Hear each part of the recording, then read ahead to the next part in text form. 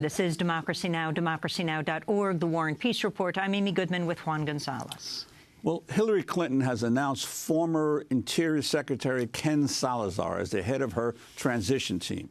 Salazar is a former United States Senator from Colorado who now works at William Hale, one of the most influential lobbying firms in Washington. Some groups have criticized Salazar's his selection due to his vocal support of the fracking, the Trans-Pacific Partnership, and the Keystone XL pipeline. Molly Durzansky of Greenpeace USA said if Clinton plans to effectively tackle climate change, the last thing her team needs is an industry insider like Ken Salazar.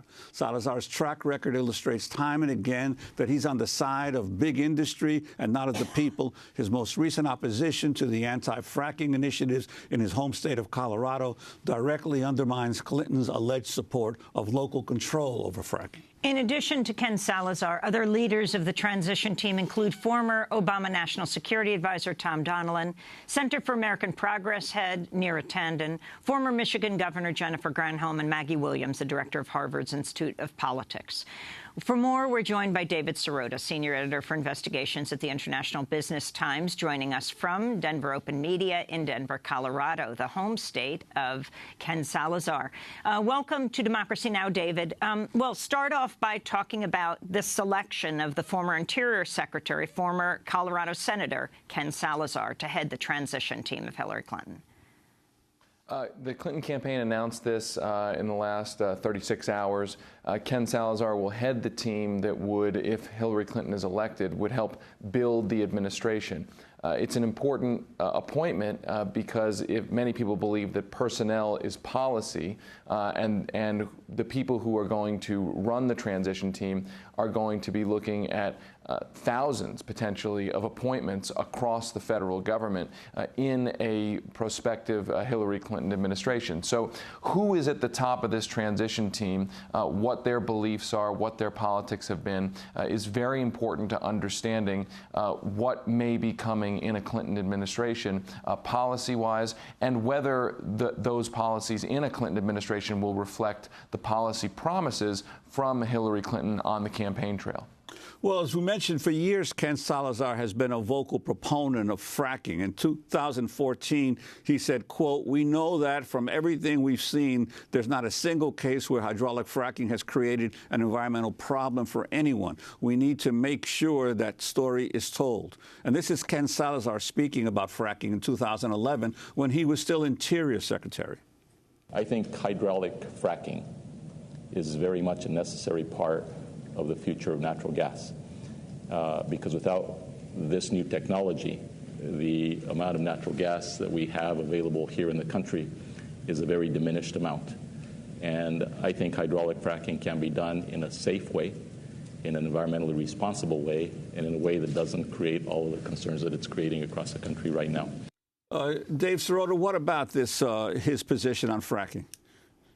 Well, I mean, you've heard it there. I mean, Ken Salazar comes from Colorado and a part of the Colorado political establishment that supports fracking in a very aggressive way. The business community here supports fracking in a very aggressive way. We've had fights at the local level where cities and towns have voted to ban or restrict fracking, and the state government has tried to use its power to effectively disenfranchise those communities from using that power to block or restrict fracking. There's now a ballot measure on the ballot to further restrict fracking. Ken Salazar has come out against that, been one of the icons in the political establishment against that. So he is somebody who is very close to the oil and gas industry and somebody who has been a big defender of fracking in the face of evidence that there are reasons to be concerned about the environmental and public health effects of that process. Can you talk about who Wilmer Hale, the most influential, one of the most influential lobbying firms in Washington, who Ken Salazar works for, who else they represent? Yeah, they represent corporate clients across the board. Cigna, for instance. Cigna is a healthcare giant that is fighting for a merger with Anthem. WilmerHale represents them. Delta Airlines, Verizon, investment firms, a mining company. So WilmerHale is a major law and lobbying firm. Ken Salazar is not a registered lobbyist at WilmerHale. He is a partner there. Interestingly enough, Hillary Clinton had published a year ago an op-ed deriding the revolving door where lawmakers leave office and become lobbyists or help special interests. And she had specifically said that she was concerned about lawmakers who go into that line of work, public policy work for corporate clients, but do not register as a lobbyist, which seems to fit the description of Ken Salazar. And also, the other appointees seem to be largely either former Obama officials or close confidants of Hillary Clinton on the top transition team. Your sense of this sort of lack of an open tent in terms of creating a transition team that would win the support of other Americans?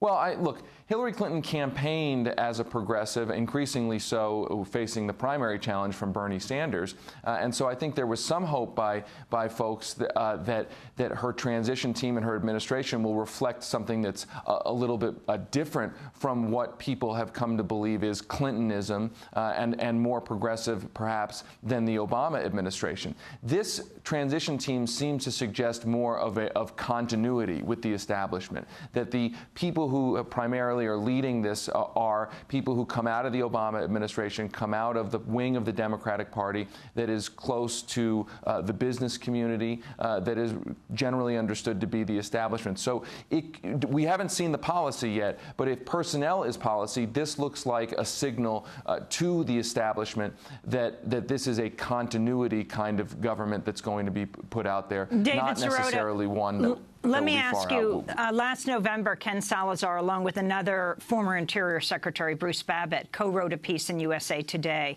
backing the TPP. They wrote, quote, "The TPP is a strong trade deal that will level the playing field for workers to help middle-class families get ahead. It's also the greenest trade deal ever." Those are the words of, well, Ken Salazar, the new transition team head for Hillary Clinton.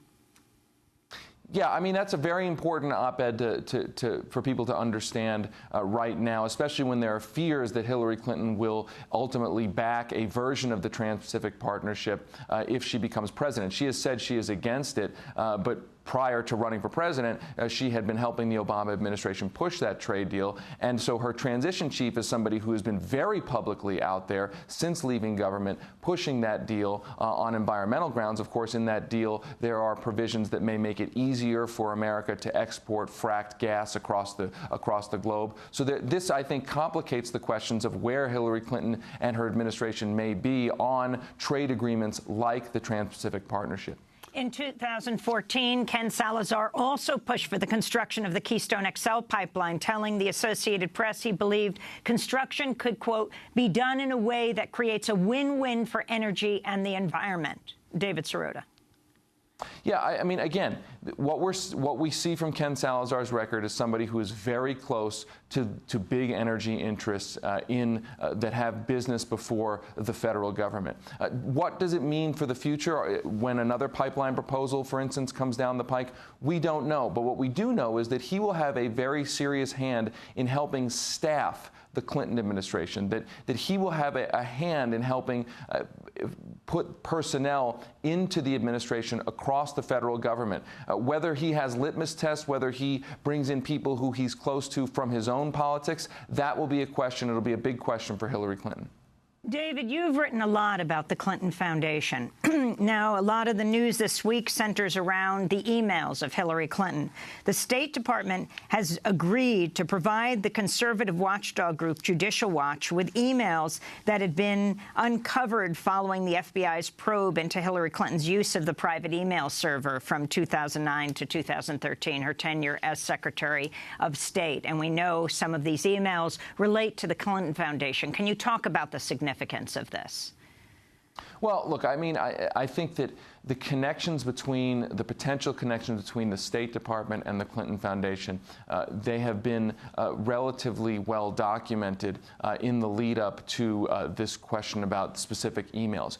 Look, we know that money from foreign governments was going into the Clinton Foundation at a time that Hillary Clinton was America's top diplomat. For instance, at a time when Hillary Clinton's State Department was approving weapons deals for many of those foreign governments. We know that companies were paying Bill Clinton speaking fees at the same time that they were lobbying the State Department.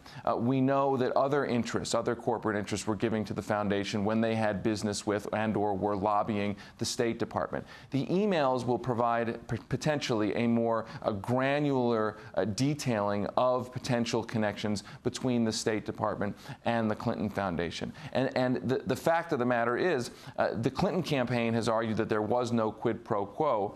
Will there be a smoking gun email? It's hard to say, but what do we know that money went into the Clinton Foundation from interests that had business before the State Department? Absolutely, and I think that is the fundamental issue at play here. David Sirota, thanks so much for being with us. Senior Editor for Investigations at the International Business Times. We will link to your articles at democracynow.org.